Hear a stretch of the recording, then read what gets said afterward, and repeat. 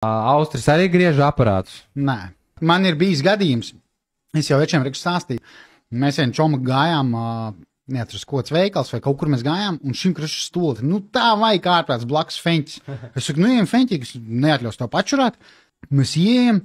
Viņš saka, no ko jums? Viņš saka, stoli. Nē, kamēr nespēlē nevar. Es saku tam čomam, saku, nu aizjām pa ēriņam iemetīsim. Viņš saka, ne, jūs to toli. Šis kamēr iemetam to ēriņu, pasūtam vēl kafiju paņemam. Tur tikai tā var, vai ne? Nu nelaiž, tā ir iestāde, kas grib nopelnīt.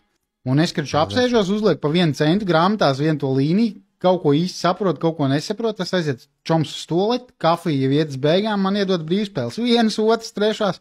Nu, ko beigās izgāja ārā ar 3 eiro. Čoms apmierināts, viss kārtībā var soļot tālāk.